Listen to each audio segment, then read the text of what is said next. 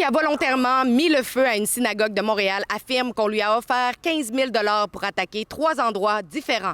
Mais son histoire ne tient pas la route. Voici pourquoi. Alexandre Lavoie pour Rebelle News, en direct de la congrégation Beth Tikva, la synagogue qui a été incendiée en décembre 2024. L'accusé, Mohamed Yiyes Akodad, a été arrêté en avril 2025 et a depuis plaidé coupable à l'incendie criminel visant cette synagogue. Âgé de 20 ans, il a raconté au tribunal qu'il avait déjà commis des vols de voitures et des vols à l'étalage, notamment de l'hydrocodone, mais qu'il n'avait jamais incendié un bâtiment auparavant. Selon lui, cette attaque était motivée par sa dépendance à la drogue et non pas par l'antisémitisme. Après avoir entendu son témoignage, je me pose toutefois de sérieuses questions à savoir si toute la vérité a été racontée. L'audience s'est d'abord concentrée sur les facteurs atténuants. Son avocat, Maître Nazar Saati, a évoqué l'intimidation qu'il aurait subie à l'école, l'absence de son père qui souffrirait de dépression, ainsi que les conditions difficiles de sa détention. Faudrait y avoir pensé avant de commettre un crime, n'est-ce pas? Surtout, plusieurs éléments de son témoignage paraissent contradictoires. À mon avis, sa version des faits semble soigneusement construite pour minimiser 3 facteurs aggravants: la préméditation, le risque de causer des blessures à autrui et la possibilité que le crime ait été motivé par la haine. Akodad affirme que le jour de l'attaque, il se trouvait au Mont-Royal avec des amis où il consommait de la drogue. Plus tard en soirée, un autre ami l'aurait amené dans ce qu'il décrit comme un chilling spot, un Airbnb où plusieurs personnes faisaient la fête. Il a toutefois refusé d'en révéler l'adresse. Selon lui, il aurait entendu des inconnus discuter d'une mission. Voyant son intérêt, il l'aurait invité à se joindre à la conversation. Ces individus lui auraient alors offert 15 000 pour accomplir ce qu'il appelait un barbecue, c'est-à-dire incendier 3 cibles. Toujours selon le témoignage, ces cibles étaient un VUS qui n'a finalement jamais été attaqué, l'édifice du CGA et la congrégation Beth Tikva. Akodad insiste sur le fait qu'il ignorait que ces 2 bâtiments étaient liés à la communauté juive. Pourtant, les 2 l'indiquent clairement. À Beth Tikva, on retrouve une menorah, des inscriptions en hébreu et une enseigne mentionnant explicitement qu'il s'agit d'une congrégation juive. Le bâtiment du CIJA affiche également une imposante étoile de David entrelacée avec un cœur. Ce détail est vraiment important. Selon Akodad, il faisait noir. Il n'aurait tout simplement pas porté attention au bâtiment qu'il s'apprêtait à incendier. Si la juge retient cette explication, le caractère haineux de l'infraction pourrait ne pas être considéré comme un facteur aggravant lors de la sentence. Akodad affirme que l'entente aurait été conclue par FaceTime avec un homme inconnu qui voulait que les attaques soient exécutées immédiatement le même soir. Il dit aussi qu'il était high sur la drogue. Selon le témoignage, il avait fumé 4 ou 5 joints et consommé environ 2 onces d'hydrocodone mélangées avec du jus lors de la soirée. Mais aussi plus tôt dans la journée, il affirme avoir déjà bu un autre verre de ce même mélange au parc. Prenez un instant pour y réfléchir. On nous demande de croire qu'un homme inconnu aurait confié une mission de 15 000 à un parfait étranger qui était supposément intoxiqué avec l'espoir qu'il réussisse à incendier 3 endroits différents la même nuit. Est-ce vraiment crédible? Akodad affirme qu'un conducteur est ensuite venu le chercher avec tout le matériel nécessaire, essence, marteau et autres équipements. Il dit qu'il était extrêmement stressé. Mais c'est ici que son histoire devient encore plus difficile à suivre. Tout au long de son témoignage, Akodad laisse entendre qu'il était trop intoxiqué pour poser des questions de base sur les cibles ou même remarquer la nature des bâtiments. Pourtant, il affirme avoir soigneusement vérifié chaque endroit afin de s'assurer qu'il n'y ait pas de lumière ni d'occupants parce qu'il ne voulait pas blesser personne. Donc, trop intoxiqué pour comprendre quel bâtiment il ciblait, mais suffisamment lucide pour évaluer si quelqu'un se trouvait à l'intérieur. Ce témoignage pourrait également influencer un autre facteur aggravant, le fait d'avoir consciemment créé un risque sérieux de blessure. Selon Hakodad, la première cible était le bâtiment du CGA. Il affirme que le conducteur l'a déposé à environ 2 maisons de là et qu'il s'est rendu à pied jusqu'à l'entrée.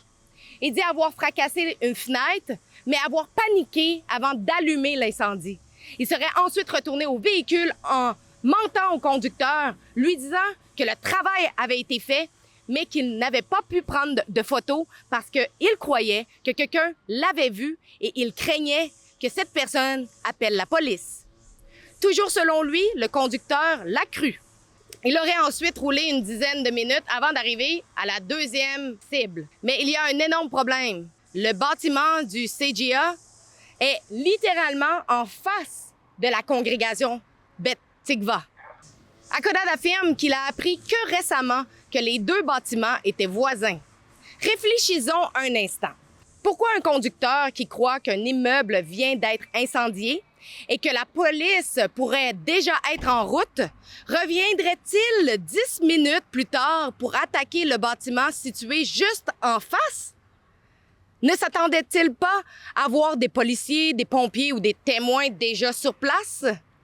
Hakodad affirme ensuite avoir été déposé proche de la synagogue et avoir longé le côté droit du bâtiment. Les enquêteurs auraient retrouvé une empreinte de chaussures correspondant à ses souliers Versace à cet endroit. Bon, encore là, est-ce qu'on parle de ce côté-ci ou de l'autre côté du bâtiment? De quelle manière il voit le côté droit, le côté gauche? Nous ne le savons pas encore. Mais je vais essayer d'avoir l'information. Mais en contre-interrogatoire, il affirme également que le conducteur était stationné à un endroit où il pouvait voir l'explosion, raison pour laquelle il ne pouvait pas mentir une deuxième fois. Ces 2 affirmations sont difficiles à concilier, puis je vais vous expliquer pourquoi. Depuis le côté du bâtiment, peu importe que ce soit ici ou de l'autre côté, le conducteur n'aurait pas pu avoir une vue dégagée sur l'entrée ni sur l'incendie. Alors, soit Hakodad se trompe sur l'endroit où le véhicule était stationné, soit le conducteur était en réalité devant la synagogue, ou alors il n'y avait tout simplement pas de conducteur. Et si le conducteur se trouvait à l'avant ou même s'il était sur ce côté-ci, il aurait pu constater que le bâtiment du CGA, situé juste à côté, n'avait jamais été incendié, révélant ainsi le premier mensonge d'Hakodad. Encore une fois, plus de questions que de réponses. Hakodad affirme aussi avoir vérifié qu'il n'y avait ni lumière ni occupant avant de passer à l'acte. Pourtant, il soutient toujours qu'il n'a jamais réalisé qu'il s'agissait d'une institution juive. Comme vous pouvez le voir, l'entrée de Beth Tikva est bien éclairée la nuit. L'enseigne juste à côté de la porte où il a mis le feu indique clairement qu'il s'agit d'une congrégation et le mot juif y est inscrit. On devrait donc croire qu'il a inspecté attentivement le bâtiment pour vérifier la présence de personnes sans jamais remarquer quel type d'établissement il s'apprêtait à incendier. Peut-être, mais je demeure extrêmement sceptique. Hakodad affirme avoir fracassé une fenêtre avec un marteau avant de verser de l'essence sur la porte d'entrée en bois, comme le conducteur lui aurait demandé. Il dit également avoir versé de l'essence à l'intérieur du bâtiment avant d'utiliser un papier brun pour allumer le feu.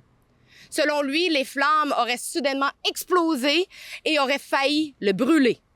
Il a d'abord pris la fuite, puis malgré la panique, il se serait rappelé qu'il devait prendre une photo pour prouver que le travail avait été fait afin d'être payé. Il aurait aussi réalisé à ce moment-là qu'il a laissé derrière lui non seulement le téléphone qui a tombé de sa poche, mais également du matériel, l'obligeant à revenir sur les lieux et à prendre également la photo. Comparez cela avec ce qu'il raconte concernant le CGA. À ce premier endroit, il affirme avoir été tellement paniqué qu'il était incapable de prendre une photo. Mais quelques minutes plus tard, après avoir failli être brûlé par les flammes à Beth Tikva, il retrouve soudainement assez de sang-froid pour revenir sur les lieux, récupérer le téléphone ainsi que le matériel et prendre la photo. Voilà un autre élément qui mérite d'être examiné de près. Je me trouve sur un des côtés de la congrégation et comme vous pouvez le voir, c'est impossible de voir soit s'il y a du feu ou soit il y a une explosion. Je vais vous montrer aussi de l'autre côté pour vous montrer qu'il n'y a aucune visibilité. Je suis de l'autre côté maintenant de la congrégation et comme vous pouvez le voir, il n'y a toujours aucune visibilité pour voir s'il y avait du feu ou une explosion. Et de l'autre côté de la rue, nous avons le building de CGA et donc le conducteur aurait pu voir que ce bâtiment n'a jamais été incendié. Akodad affirme que le conducteur l'a ensuite reconduit chez lui. Tout au long de l'audience, il a exprimé des remords et qualifié cette attaque de terrible erreur. Pourtant, il continue de cacher certaines informations les plus importantes. Il refuse d'identifier le Airbnb où il aurait rencontré les organisateurs.